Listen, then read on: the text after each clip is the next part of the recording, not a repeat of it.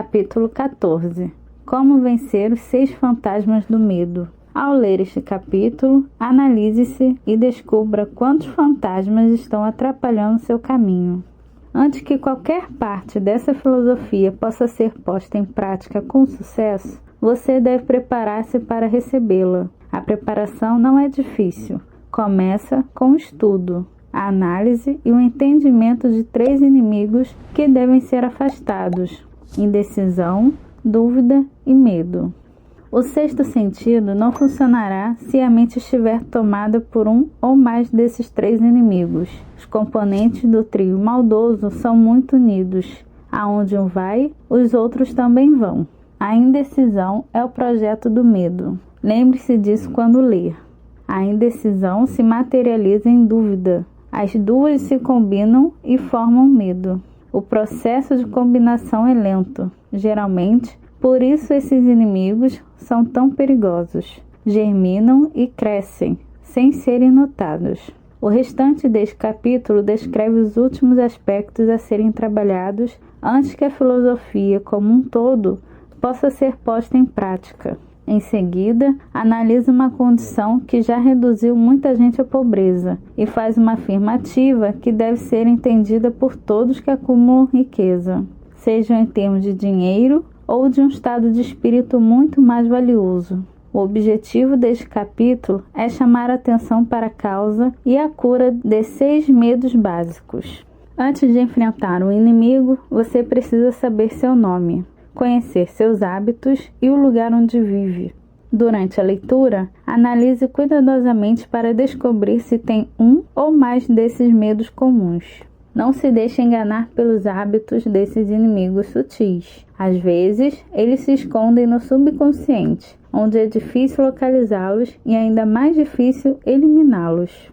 Os 6 medos básicos. Em algum momento da vida, todo ser humano é atacado pelos 6 medos básicos, seja por um deles de cada vez ou por uma combinação de alguns, e às vezes por todos ao mesmo tempo.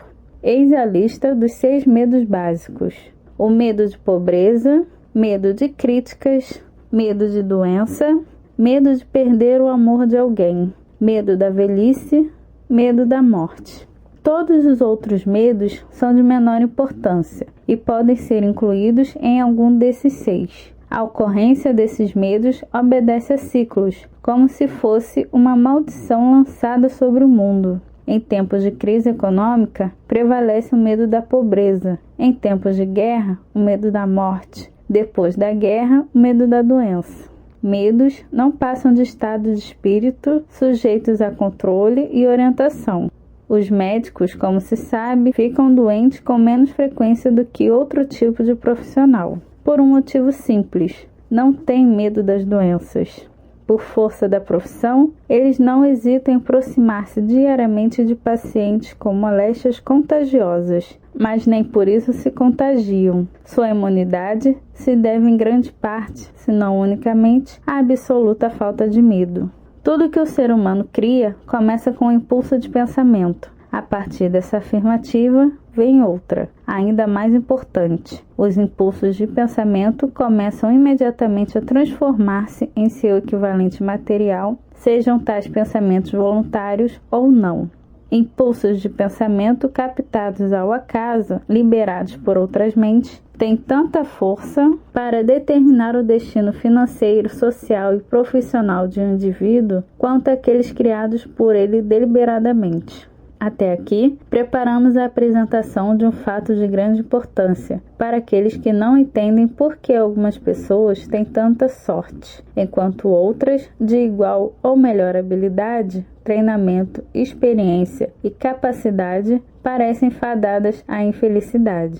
A explicação é a seguinte: todo ser humano tem a capacidade de total controle da própria mente, e com isso pode deixá-la aberta a impulsos de pensamentos negativos emitidos por outras mentes, ou fechar bem as portas, admitindo apenas impulsos de pensamentos desejáveis. A natureza dotou o ser humano de absoluto controle sobre o pensamento. Isso, aliado ao fato de que tudo o que criamos começa em forma de pensamento, leva-nos ao princípio pelo qual o medo pode ser dominado. Se é verdade que todo pensamento tem a tendência de transformar-se em seu equivalente material, e é, sem sombra de dúvida, também é verdadeiro o fato de ser impossível que pensamentos de medo e pobreza transformem-se em coragem e ganhos financeiros. Um exemplo disso foi o que aconteceu nos Estados Unidos com a quebra da Wall Street, em 1929. Lenta, mas seguramente, o pensamento do povo em geral materializou-se, resultando no momento histórico conhecido como depressão, em cumprimento às leis da natureza. O medo da pobreza.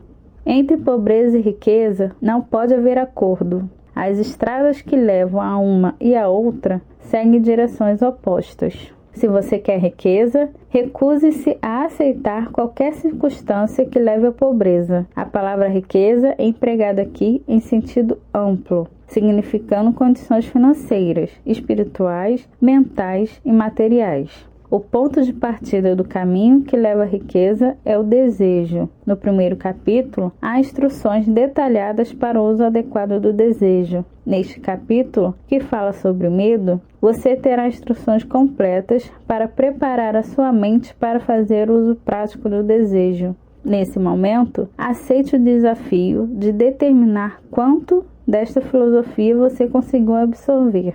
Este é o ponto em que pode prever com precisão o que o destino lhe reserva. Se depois da leitura deste capítulo você se decidir a aceitar a pobreza, pode preparar a mente para isso. A decisão é sua. Se preferir a riqueza, determine a forma e a quantidade ideais. Você conhece a estrada que leva à riqueza e recebeu um mapa para não errar o caminho. Se não começar a caminhada ou desistir antes da chegada, você será o responsável. A riqueza só depende do seu estado de espírito, o único fator controlável. Estado de espírito se cria e se vive, não se compra. O medo da pobreza não passa de um estado de espírito, mas é suficiente para anular qualquer chance de realização de um empreendimento. Fato que comprova isso foi a depressão. Esse medo impede o raciocínio, destrói a imaginação, acaba com a autoconfiança, extingue o entusiasmo, prejudica a iniciativa, leva à indecisão, estimula os adiamentos, impossibilita o autocontrole. Tira o encanto da personalidade, atrapalha a clareza de raciocínio, dilui os esforços, aniquila a persistência, reduz a nada a força de vontade, arruína a ambição, anuvia a memória e atrai todas as formas de fracasso. Mata o amor e as melhores emoções do coração, abala a amizade, acarreta desastres, causa insônia, miséria e infelicidade. Isso apesar da inegável verdade de que vivemos em um mundo onde há abundância de tudo que o coração pode desejar e nada nos impede de consegui-lo, a não ser a falta de propósito. O medo da pobreza é, sem dúvida, o mais destrutivo dos 6 medos básicos. Foi colocado no topo da lista porque é o mais difícil de dominar. É preciso coragem para dizer a verdade a respeito da origem desse medo e ainda mais coragem para aceitar essa verdade. O medo da pobreza se originou da tendência hereditária que tem o ser humano de tentar superar o outro economicamente. Praticamente todos os animais inferiores ao homem são motivados pelo instinto e, com sua capacidade limitada de pensar, tentam superar uns aos outros fisicamente. O homem, com seu superior senso de intuição, sua capacidade de pensar e raciocinar, não devora o outro literalmente. Tem mais satisfação em devorá-lo financeiramente. O homem é tão avarento que cada lei foi criada para protegê-lo de seu semelhante. Todas as eras vividas pela humanidade das quais temos algum conhecimento, a atual se destaca pela importância que o homem dá ao dinheiro. Aquele que não possui uma gorda conta bancária vale menos que a poeira do chão, mas se tem dinheiro, seja lá como for que tenha conseguido, é um rei, está acima da lei. Comanda a política, domina os negócios e todos se curvam à sua passagem. Nada causa tanto sofrimento e humilhação quanto a pobreza. Somente quem já foi pobre entende isso. Não admira que o ser humano tema a pobreza. Pela experiência, aprendeu há gerações que alguns indivíduos não são confiáveis quando se trata de dinheiro e bens materiais. Essa é uma acusação dolorosa e o pior é que é verdade.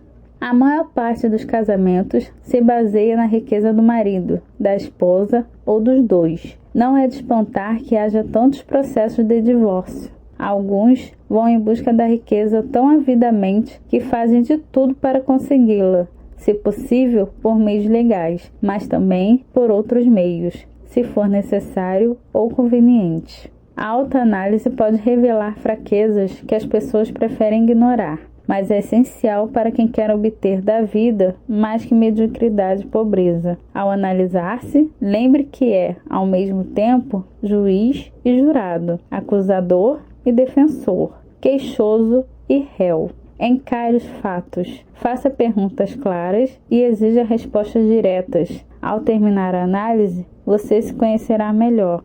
Se não se sentir capaz de uma avaliação imparcial, peça ajuda de alguém bem próximo. Você está em busca da verdade. Descubra, ainda que sinta desconfortável temporariamente. As pessoas, em sua maioria, ao serem perguntadas sobre o que mais temem, respondem: nada. É uma resposta incorreta. Poucos são aqueles que percebem quanto são constrangidos, prejudicados e derrotados física e espiritualmente por alguma forma de medo. O medo se instala tão sutil e profundamente que um indivíduo pode carregá-lo a vida toda, sem se dar conta. Somente uma análise corajosa é capaz de revelar a presença desse inimigo de todos. Quando começar a se analisar, procure respostas sinceras dentro de você. Faça isso. Eis aqui uma lista de sintomas que deve procurar. Sintomas do medo da pobreza. Indiferença. Expressa-se comumente pela falta de ambição, pela tolerância com a pobreza, pela aceitação passiva do que a vida oferece, pela preguiça física e mental, pela falta de iniciativa, de imaginação, de entusiasmo e de autocontrole. Indecisão. Hábito de deixar as decisões nas mãos dos outros, de ficar em cima do muro. Dúvida. Expressa-se geralmente por desculpas e álibis destinados a disfarçar, explicar ou justificar as próprias falhas e por críticas ao sucesso alheio, motivadas pela inveja. Ansiedade. Expressa-se comumente pelo hábito da pessoa de encontrar defeitos nos outros, pela tendência a gastar mais do que ganha, pelo desleixo com a própria aparência e pelo ar carrancudo, pelo abuso de álcool e drogas, por nervosismo, desequilíbrio, insegurança e constrangimento. Excesso de precaução. Expressa-se pelo hábito de ver tudo pelo lado negativo, pensando e falando em possíveis falhas, em vez de concentrar-se nos meios de alcançar o sucesso. A pessoa conhece os motivos do fracasso, mas nada faz para superá-los. Espera pela hora certa de colocar os planos em ação, e a espera se torna um hábito. Só se lembra do que deu errado, esquecendo o que deu certo, sem perceber a situação como um todo. O pessimismo causa má digestão, prisão de ventre, intoxicação, dificuldade em respirar e mal-estar generalizado. Hábito de deixar tudo para depois. Expressa-se pelo hábito de deixar para amanhã o que deveria ter sido feito no ano passado, pelo desperdício de tempo na criação de desculpas para o não cumprimento das tarefas e pela fuga às responsabilidades. Esse sintoma está intimamente ligado ao excesso de precaução, à ansiedade e à dúvida. Recusem aceitar a responsabilidade quando isso pode ser evitado. O indivíduo prefere desistir a lutar pelo que deseja, prefere ceder às dificuldades a utilizá-las como degraus para o sucesso, prefere contentar-se com o pouco que a vida lhe oferece, a buscar prosperidade, prazer e felicidade. Ele planeja o que fazer se e quando for vencido pelo fracasso, em vez de afastar qualquer possibilidade de bater em retirada. Falta-lhe autoconfiança, firmeza de propósito, autocontrole, iniciativa, entusiasmo, ambição, bom senso e capacidade de raciocínio. Ele espera a pobreza, em vez de buscar a riqueza. Em geral, une-se a outros que têm atitudes semelhantes. O dinheiro tem importância. Por que escrever um livro sobre dinheiro? Por que medir a riqueza apenas em termos financeiros? São as perguntas que muitos fazem. Acreditam com razão haver formas de riquezas mais desejáveis do que o dinheiro. Existem riquezas que não podem ser medidas em termos monetários. É verdade, mas há milhões de pessoas que dizem: dê-me o dinheiro de que preciso e farei o resto.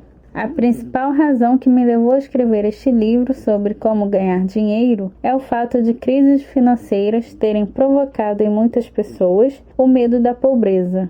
Westbrook Pegler, em The New York World Telegram, descreve a situação. O dinheiro não passa de discos de metal ou folhas de papel, e existem tesouros do coração e da alma que ele não compra. Mas o indivíduo que se vê completamente sem dinheiro não consegue lembrar-se disso nem manter o ânimo. Observe o homem arruinado, sem teto, sem emprego. Veja seus ombros caídos, o andar vacilante, o olhar perdido. Ele não consegue escapar a um sentimento de inferioridade em relação aos que têm emprego e uma vida organizada, ainda que se reconheça superior a eles em caráter, inteligência ou capacidade. Esses outros, por sua vez, ainda que sejam amigos, sentem-se de certa forma superiores, talvez inconscientemente, considerando aquele que está em dificuldades como uma vítima. Pedir dinheiro emprestado é uma solução apenas temporária e nunca suficiente para manter o padrão de vida anterior. Além disso, é uma experiência que em nada contribui para elevar o ânimo, como acontece quando o dinheiro é conquistado por esforço próprio. Claro que isso não se aplica aos parasitas inúteis, mas aos indivíduos com ambição normal e respeito próprio. A mulher esconde desespero. As mulheres que passam por essa mesma situação desagradável têm uma reação diferente. Elas são raras nas filas de mendigos à espera de comida. Dificilmente pedem dinheiro aos passantes e não são reconhecidas na multidão pelos mesmos sinais que os homens. Claro que não me refiro àquelas que nas grandes cidades quase igualam o número de moradores de rua do sexo masculino. Falo de mulheres decentes, inteligentes, em situação difícil. Devem ser muitas, mas não se mostram. Talvez morram de vergonha. O homem sem ocupação tem tempo de sobra para pensar. Pode percorrer quilômetros atendendo a um anúncio de emprego e, ao chegar lá, descobrir que a vaga já foi ocupada ou que se trata de uma daquelas colocações que não oferecem salário, e sim uma comissão sobre a venda de bugigangas inúteis que ninguém compraria, exceto por piedade. De volta ao ponto de partida, ele se vê novamente sozinho e sem rumo. Então, anda e anda. Admira as vitrines cheias de objetos luxuosos a que não tem acesso e, sentindo-se inferior, cede o lugar a quem esteja realmente interessado em comprar. Ele vagueia pela estação ferroviária ou entra em uma biblioteca para dar descanso às pernas e enxugar o suor. Mas, como não encontra emprego ali, logo retoma a caminhada. Ele não sabe, mas se seu aspecto não revelasse a dificuldade da situação que atravessa, sua falta de objetivo o faria, ainda que estivesse bem vestido com as roupas que ficaram dos tempos em que tinha emprego fixo. Seria denunciado pelo ar abatido. Dinheiro faz diferença. Ele vê milhares de indivíduos, ferroviários, vendedores, químicos, contadores, ocupados com seus trabalhos e os inveja do fundo da alma. Todos têm sua dependência, conservam o respeito próprio e a coragem. Ele, por sua vez, simplesmente não consegue convencer-se de que é uma boa pessoa, embora chegue a um veredicto favorável a respeito de si mesmo. O dinheiro faz diferença. Com um pouco de dinheiro, voltaria a ser ele mesmo. Alguns empregadores se aproveitam da situação dos desempregados. Agências de emprego distribuem cartõezinhos coloridos, oferecendo vagas em troca de salários insignificantes, mas nunca boas colocações. Vi um anúncio solicitando um funcionário para atender pedidos por telefone em uma lanchonete. das 23 horas às 2 horas, em troca de um salário baixíssimo. Além de exigir que o candidato escrevesse bem, o anúncio pedia declarar religião. Não é uma afronta oferecer um salário miserável e ainda querer saber a religião do candidato? Pois é o que se oferece aos desempregados. Medo de críticas. Não se pode afirmar com certeza a origem do medo de críticas, mas uma coisa é certa: ele é bastante desenvolvido. Alguns acreditam que tudo começou quando a política se tornou profissão. Para outros, o que provocou o aparecimento desse medo foi a preocupação das mulheres com os estilos de vestuário. O autor, sem ser humorista nem profeta, prefere atribuir o medo de críticas àquela parte da natureza do homem que o predispõe não somente a tomar os bens do próximo, como a justificar suas atitudes criticando o caráter do outro. É muito comum o ladrão criticar aquele de quem roubou, bem como o político em campanha tentar desmerecer os oponentes, em vez de demonstrar as suas próprias virtudes e qualidades. O medo de críticas assume várias formas, a maior parte delas tola e mesquinha. Os fabricantes de roupas souberam aproveitar rapidamente o medo de críticas que assola a humanidade. A cada estação, muda o estilo dos artigos de vestuário. Quem determina os estilos? Certamente não é o comprador, mas o fabricante. E por que os estilos mudam tão a miúde? A resposta é óbvia: para vender mais. É pelo mesmo motivo que os fabricantes de automóveis, com raras e honrosas exceções, alteram os modelos a cada temporada. Todos querem ter um carro do ano, ainda que o modelo anterior seja melhor. Até aqui, descrevemos comportamentos sobre a influência do medo de críticas acerca de aspectos menos importantes da vida.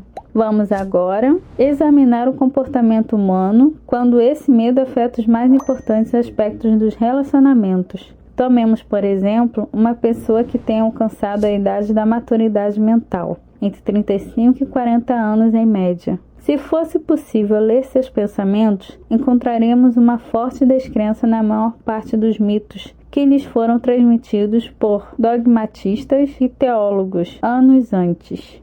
Muito raramente, porém, você encontrará alguém com coragem de expressar sua opinião. Quando pressionadas, as pessoas, em sua maioria, preferem mentir a admitir que não acreditam nas histórias associadas à forma de religião que mantinha presos os fiéis antes da era da informação e das descobertas científicas. Porque o indivíduo médio, mesmo nestes dias de esclarecimento, esquiva-se a negar sua crença nos mitos que foram a base da maioria das religiões há algumas décadas? A resposta é: por medo das críticas.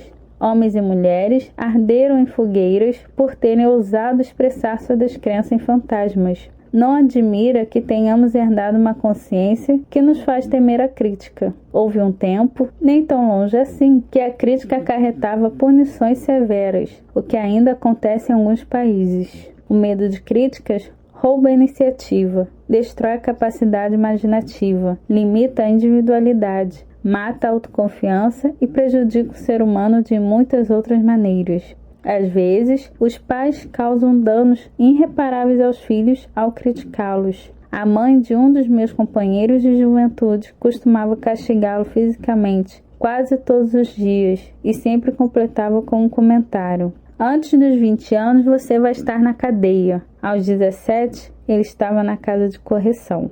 A crítica é uma forma de serviço que todo mundo tem em estoque e apressa-se a prestar sem cobrar, quer haja ou não uma solicitação. Os parentes mais próximos costumavam ser os piores críticos.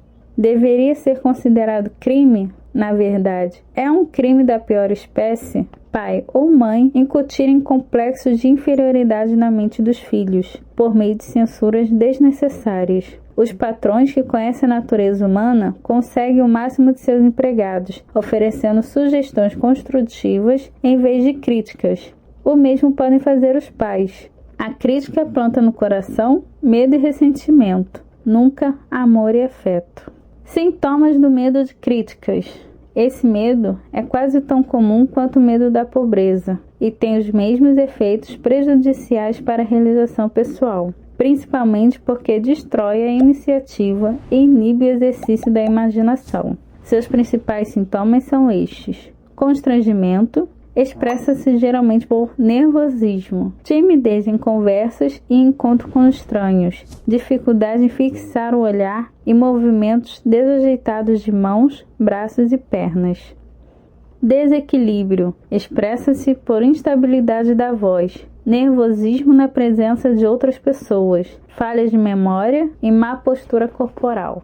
Fraqueza de personalidade, falta de firmeza nas decisões, de encanto pessoal e de capacidade de expressar opiniões com segurança, hábito de fugir dos problemas em vez de enfrentá-los, concordância com opiniões alheias sem maiores ponderações. Complexo de inferioridade. O indivíduo expressa por palavras e atos quanto se acha superior, como meio de esconder um sentimento de inferioridade. Usa palavras difíceis para impressionar, muitas vezes sem conhecer seu significado. Imita o comportamento, o modo de falar e de vestir de outras pessoas. Gaba-se de realizações imaginárias, o que lhe dá um ar de falsa superioridade.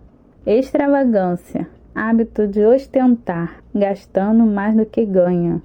Falta de iniciativa, expressa-se pela dificuldade em aproveitar oportunidades que poderiam contribuir para o crescimento pessoal, pelo medo de expressar opiniões, pela falta de confiança nas próprias ideias, pelas respostas evasivas a perguntas feitas por superiores, pela fala e pelos gestos hesitantes, bem como pela falsidade em palavras e em atitudes.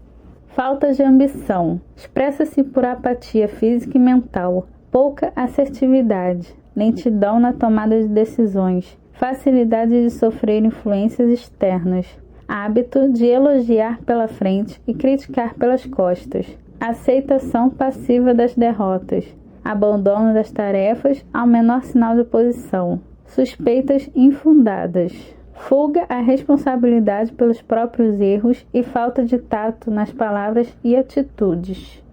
Medo de doenças. O medo de doenças tem origem em nossa herança física e social, assim como os medos da velhice e da morte, pois nos leva à fronteira de mundos terríveis e desconhecidos, sobre os quais ouvimos histórias preocupantes. É bastante comum também a ideia de que vendedores de saúde pouco éticos contribuem para manter vivo o medo de doenças. O ser humano teme a doença sobretudo por causa das imagens terríveis sobre a morte plantadas em sua mente. Além disso, preocupa-se com o custo do tratamento. Um médico conceituado avaliou em 75% a incidência de hipocondria, doenças imaginárias, no total de pessoas que vão ao consultório, já que se provou que o medo de estar doente, ainda que sem o menor fundamento, frequentemente produz os sintomas físicos da doença temida.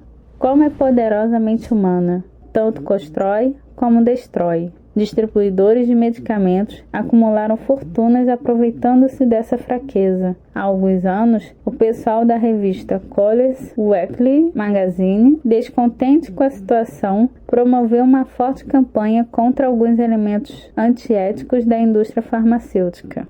Durante a Segunda Guerra Mundial, quando houve uma epidemia de gripe em Nova York, o prefeito adotou medidas drásticas para impedir os danos causados pelo medo que os habitantes da cidade tinham de adoecer. Ele convocou os representantes da imprensa escrita e disse: "Senhores, quero pedir que não publiquem matérias alarmistas sobre a epidemia de gripe. Se não pudermos contar com a sua cooperação, chegaremos a uma situação incontrolável." Os jornais deixaram de publicar histórias sobre a gripe e em um mês a epidemia estava controlada. Alguns anos atrás, experiências provaram que as pessoas podem adoecer por sugestão. Foi pedido a 3 pessoas que visitassem separadamente um amigo, que seria a vítima. A primeira, ao chegar, perguntou: "O que você tem? Parece doente?" A resposta foi um despreocupado: "Nada, estou bem." Quando o segundo visitante repetiu o comentário feito pelo primeiro, a resposta foi outra: "Não sei, mas não me sinto bem." E ao terceiro visitante, a vítima admitiu francamente que tinha alguma doença. Se duvida, experimente, mas não exagere. Existe uma seita religiosa cujos membros se vingam dos inimigos pelo método da feitiçaria. Lançam uma praga sobre a vítima. Existem fortes indícios de que a doença, às vezes, começa sob a forma de um impulso de pensamento negativo, que pode passar de uma mente para outra, por sugestão, ou ser criado pelo próprio indivíduo. Um homem com mais sabedoria do que poderia fazer, supor esse incidente, disse certa vez: quando alguém me pergunta como me sinto, tenho vontade de responder com um soco. O médico aconselha que o paciente a mudar de ares para curar-se quando há necessidade de que este adote uma nova atitude mental. A semente do medo da doença vive em toda a mente humana. Preocupações, medo, desânimo, decepções amorosas e problemas profissionais fazem a semente germinar. As fases conturbadas mantêm os médicos ocupados,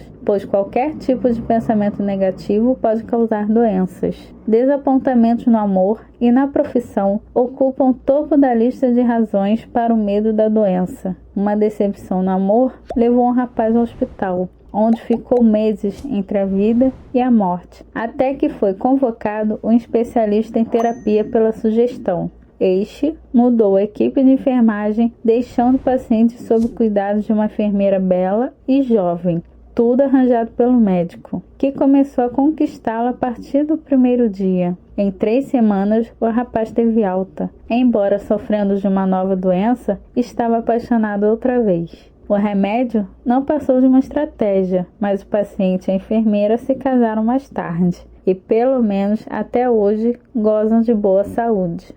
Sintomas do medo de doença. Os sintomas desse medo quase generalizado são estes: autossugestão, hábito de usar negativamente a autossugestão, procurando e esperando encontrar sintomas de todo tipo de doença. Prazer em doenças imaginárias, falando delas como se fossem reais. Hábito de experimentar todos os remédios e tratamentos sugeridos. Converse sobre cirurgias, acidentes e outras formas de doença. Experimentação de dietas e exercícios físicos sem orientação médica. Uso indistinto de remédios caseiros, industrializados ou receitados por curandeiros. Hipocondria, hábito de pensar e falar em doenças, esperando descobri-las, até provocar uma crise nervosa. Não existe medicação que cure essa condição. Ela é provocada pelo pensamento negativo e só pode ser curada pelo pensamento positivo. Segundo se diz, a hipocondria, termo médico para doenças imaginárias, causa tanto mal quanto a própria doença. A maioria das chamadas doenças dos nervos vem de males imaginários. Falta de exercício. Geralmente, o medo de doença faz o indivíduo evitar a vida ao ar livre, impede o exercício físico adequado e, assim, provoca um aumento de peso. Suscetibilidade. O medo de adoecer diminui a resistência física, criando uma condição favorável a toda forma de doença. Com frequência, o medo de doença vem associado ao medo da pobreza, em especial no caso dos hipocondríacos, que se preocupam com a conta do hospital, os honorários do médico e do preço dos remédios. Esse tipo de pessoa procura estar preparada para a doença, fala sobre a morte, compra a sepultura e economiza para as despesas com enterro. Papel de vítima, hábito de usar doenças imaginárias para angariar simpatia. Muitos recorrem a esse artifício para fugir do trabalho. A simulação de doenças serve para encobrir a preguiça pura e simples ou a falta de ambição. Excesso, hábito de usar álcool ou drogas para aliviar a dor, em vez de eliminar a causa dessa dor. Costume de ler sobre doenças e preocupar-se com a possibilidade de ser atacado por uma delas. Interesse exagerado por anúncios de remédios. Medo de perder o amor de alguém. A origem do medo da perda de um amor é inerente ao ser humano e não exige muitas explicações. Está, obviamente, no hábito da poligamia, quando o homem costumava roubar ou cortejar as mulheres dos outros. O ciúme e outras formas semelhantes de demência precoce nasceram do medo que o homem tem de perder o amor de alguém. Dos 6 medos básicos, esse é o mais doloroso e talvez o que mais provoque estragos no corpo e na mente, levando muitas vezes à insanidade permanente. Provavelmente, o medo de perder o amor existe desde a Idade da Pedra, quando o homem conquistava as mulheres pela força bruta. Eles ainda as conquistam, mas com outras técnicas. Em vez de força, usam a persuasão, a promessa de roupas caras, carros e outras iscas muito mais eficazes do que a força física. Os hábitos do homem moderno são os mesmos do início da civilização. Ele apenas os expressa de maneira diferente. Uma observação cuidadosa demonstra que as mulheres são mais suscetíveis a esse medo do que os homens, o que pode ser facilmente explicado. Elas aprenderam por experiência que eles são polígamos por natureza e não se pode confiar nas rivais. Sintomas do medo de perder o amor de alguém. Os sintomas característicos desse medo são estes: ciúme, hábito de desconfiar de amigos ou da pessoa amada, sem motivos razoáveis. O ciúme é uma forma de demência precoce, que às vezes expressa-se com violência, sem qualquer causa. A pessoa ciumenta costuma acusar o marido ou a mulher de infidelidade, embora sem fundamento algum, e não confia em ninguém. Repreensão, hábito de repreender amigos, parentes, colegas de trabalho, etc., por motivos insignificantes ou sem qualquer razão. Jogo, hábito de jogar, roubar, enganar ou correr riscos com o objetivo de ganhar dinheiro e oferecer bens materiais à pessoa amada, acreditando poder comprar o amor. Costume de gastar mais do que ganha para impressionar. Insônia, nervosismo, descontrole, insegurança, instabilidade de humor e falta de persistência e de força de vontade. Medo da velhice. O medo da velhice tem duas origens principais. A primeira é o medo de que a velhice traga pobreza, de que os bens materiais sejam tomados por alguém. A segunda, e mais forte, são os falsos e cruéis ensinamentos transmitidos de geração em geração, bem como outros truques habilmente concebidos para manter o ser humano dominado pelo medo. A possibilidade de doenças que aumentam o passar dos anos e de diminuição da atração sexual também contribuem para esse medo. Existe uma associação entre velhice e possibilidade de pobreza. Asilo não é uma palavra bonita. Qualquer um se arrepia com a ideia de passar os últimos dias de vida em um abrigo para idosos. E há ainda a possibilidade de perda da independência física e financeira. Sintomas do medo da velhice. Os sintomas mais comuns desse medo são estes: tendência a diminuir o ritmo de atividade e desenvolver complexo de inferioridade por volta dos 40 anos, acreditando serem os lapsos que comete motivados pela idade. Na verdade, os anos mais produtivos da vida do indivíduo, tanto mental quanto espiritualmente, são aqueles entre os 40 e os 60. Hábito de desculpar-se pela velhice. Ao chegar aos 40 ou 50 anos, em vez de subverter a regra, demonstrando gratidão por haver alcançado a idade da sabedoria e da compreensão. Costume de reprimir a iniciativa, a imaginação e a autoconfiança, acreditando falsamente haver passado da idade de exercitar essas qualidades. Preferência por um vestuário de estilo jovem e adoção de maneirismos típicos da juventude, provocando comentários de conhecidos e desconhecidos. Medo da morte. Para alguns, o medo da morte é o mais cruel dos medos básicos, por uma razão óbvia. A terrível sensação de medo associada à ideia da morte, na maior parte dos casos, pode ser atribuída diretamente ao fanatismo religioso. Os chamados pagãos têm muito menos medo da morte do que os mais civilizados. Há centenas de milhões de anos, o homem procura as respostas para essas duas perguntas: de onde venho, para onde vou? Há muitas eras, indivíduos espertos e astuciosos respondiam rapidamente a essas perguntas, mas cobravam um preço por isso. Veja agora a principal razão para o medo da morte. Entre em minha tenda, abrace minha fé, aceite meus dogmas, e garantirei a sua entrada imediata no céu após a morte. Se ficar fora da tenda, será levado pelo demônio e arderá no fogo do inferno por toda a eternidade. diz o líder de uma seita. A eternidade é muito tempo. O fogo é terrível. A aldeia do castigo eterno pelo fogo não somente faz o ser humano temer a morte, mas também perder a razão e o interesse pela vida, além de tornar a felicidade impossível. Durante minha pesquisa, reli o livro A Catalogue of the Gods, no qual estão listados os 30.000 deuses adorados pelo homem. Imagine, deuses com 30.000 representações diferentes, de lagostas a formas humanas. Não admira que o ser humano se assuste tanto com a ideia da morte.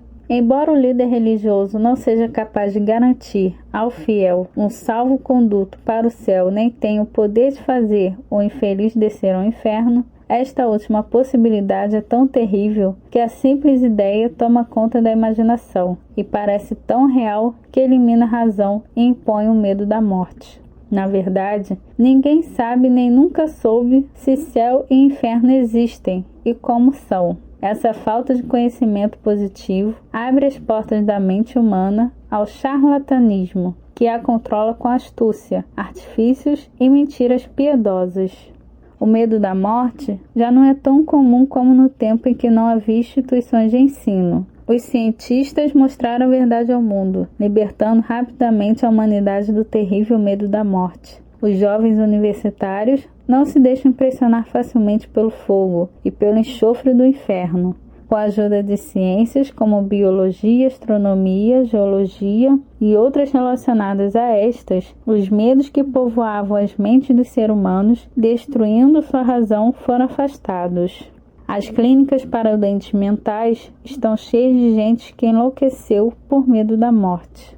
Esse medo de nada adianta. A morte virá, seja qual for a nossa opinião a respeito dela. Aceite-a como uma necessidade e não pense mais no assunto. Se a morte não fosse necessária, não aconteceria, e talvez não seja tão ruim como dizem. O mundo todo é feito apenas de energia e matéria. Nas aulas de física, aprendemos que matéria e energia, as duas únicas realidades conhecidas do ser humano, não podem ser criadas nem destruídas, mas podem ser transformadas. A vida é energia. Se é impossível destruir a energia e matéria, também é impossível destruir a vida. Pode haver processos de transição ou mudança, mas não a destruição da vida. Então, a morte é uma simples transição. E se a morte não for apenas mudança ou transição, não haverá depois dela, a não ser um sono eterno e tranquilo. Como não há motivo para temer o sono, você pode banir de vez o medo da morte. Sintomas do medo da morte. Os sintomas desse medo são estes: hábito de pensar na morte em vez de aproveitar a vida ao máximo, geralmente por falta de objetivo ou de uma ocupação produtiva. Esse medo atinge principalmente os mais idosos, mas às vezes pode afetar também os mais jovens. O remédio mais eficaz contra o medo da morte é um desejo ardente de realização, fundamentado na prestação de um serviço útil aos outros. Pessoas ocupadas raramente têm medo de pensar na morte. Para elas, a vida é interessante demais. Às vezes, o medo da morte está associado ao medo de deixar os entes queridos na pobreza. Em outros casos, é consequência de alguma doença que tenha minado a resistência física. Assim, podemos resumir dizendo que as causas mais comuns para o medo da morte são doença, pobreza, falta de ocupação produtiva, decepção amorosa, insanidade e fanatismo religioso. Ansiedade.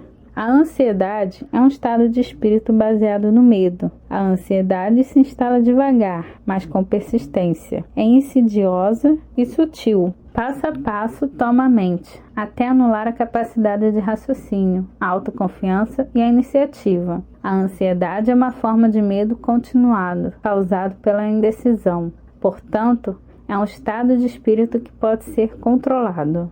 A indecisão desequilibra a mente, e uma mente desequilibrada é impotente. Mesmo sob condições econômicas normais, falta à maioria dos indivíduos a força de vontade para tomar decisões com agilidade e levá-las adiante. Em períodos de instabilidade da economia, a situação fica ainda mais complicada. Além de sua natural dificuldade em tomar decisões, eles são influenciados pela indefinição dos que os rodeiam, criando-se assim um estado de indecisão em massa.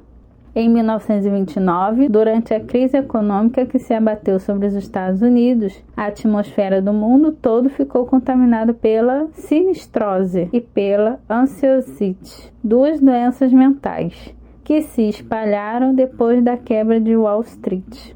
Só existe um remédio conhecido para tais doenças: o hábito de tomar decisões com rapidez e firmeza. Aliás, é um remédio que se aplica a todas as pessoas. Quando nos decidimos por uma determinada linha de ação, a ansiedade desaparece. Certa vez, entrevistei um homem que seria eletrocutado dentro de 2 horas. De todos os 8 homens que lhe faziam companhia na cela da morte, ele era o mais calmo. Sua calma me fez perguntar-lhe como se sentia, sabendo que em pouco tempo estaria a caminho da eternidade. Com um sorriso confiante, ele respondeu: "Muito bem. Em breve não terei mais problemas." E problema foi o que mais tive na vida. Foi duro arranjar roupa e comida. Daqui a pouco não vou mais precisar disso. Eu me acalmei assim que tive a certeza de que iria morrer. Eu me preparei mentalmente para aceitar meu destino. Enquanto conversava comigo, ele devorava uma refeição em quantidade suficiente para 3 pessoas e parecia gostar, como se não estivesse à beira de um desastre. A decisão deu àquele homem resignação. A decisão pode evitar a ocorrência de circunstâncias não desejadas. Por causa da indecisão, os 6 medos básicos se transformam em ansiedade. Se quer livrar-se para sempre do medo da morte, tome a decisão de aceitá-la como um acontecimento inevitável. Afaste o medo da pobreza, tomando a decisão de satisfazer-se com a riqueza que puder acumular, sem ansiedade. Acabe com o medo de críticas, tomando a decisão de não se preocupar com o que os outros pensam, dizem ou fazem. Elimine o medo da velhice, tomando a decisão de aceitá-la, não como uma desvantagem, mas como uma bênção em forma de sabedoria, autocontrole e compreensão, impossíveis na juventude. Abandone o medo da doença, tomando a decisão de esquecer os sintomas. Domine o medo de perder a pessoa amada, tomando a decisão de viver bem sem amor, se for necessário. Evite todas as formas de ansiedade, reconhecendo que nada na vida vale um preço tão elevado.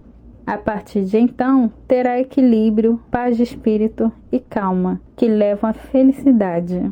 Aquele que tem a mente tomada pelo medo não somente destrói as próprias chances de agir com inteligência, como transmite vibrações negativas às mentes de todos com quem entra em contato, destruindo assim as chances deles. Até os cães e os cavalos sabem quando o dono é medroso. Eles captam as vibrações emitidas pelo ser humano e agem de acordo. No reino animal, mesmo aqueles cuja inteligência é menos desenvolvida conseguem captar vibrações por um processo desconhecido. As abelhas atacam mais as pessoas cuja mente registra medo, poupando aquelas que se sentem mais à vontade. As vibrações de medo passam de uma mente a outra com a mesma rapidez com que o som da voz humana vai da emissora de rádio à estação receptora, e pelo mesmo meio. A telepatia é uma realidade. Os pensamentos passam de uma mente a outra, com ou sem conhecimento por parte de quem emite e de quem capta. É praticamente certo que aquele que expressa verbalmente pensamentos negativos ou destrutivos venha a passar pela mesma experiência que desejou ser vivida por outra pessoa.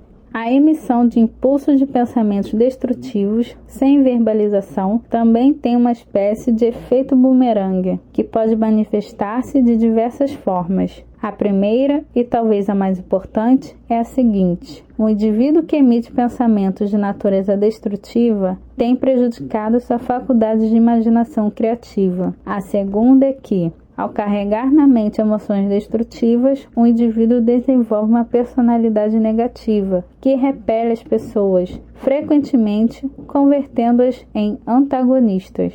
A terceira desvantagem reside em um fato significativo. Os impulsos de pensamento negativo, além de fazerem mal aos outros, integram-se ao subconsciente de quem os emite. tornando-se parte do caráter dessa pessoa. O pensamento não segue um determinado rumo e pronto. Ele se espalha em todas as direções, através do éter, e também integra-se permanentemente ao subconsciente daquele que o emitiu. Presume-se que o seu objetivo na vida seja alcançar o sucesso. Para isso, você precisa de paz de espírito, do atendimento de suas necessidades básicas e, acima de tudo, de felicidade. Tudo isso começa na forma de impulsos de pensamento. Você pode controlar a sua mente alimentando-a com impulsos de pensamento à sua escolha. Tal privilégio é acompanhado da responsabilidade de usá-los construtivamente. Assim como administra os pensamentos, você comanda o seu destino terreno. Você pode influenciar diretamente o ambiente e até controlá-lo em alguns aspectos, dando à vida a feição que deseja, ou abrir mão dessa possibilidade, lançando-se ao oceano das circunstâncias e vagando para lá e para cá, ao sabor das ondas.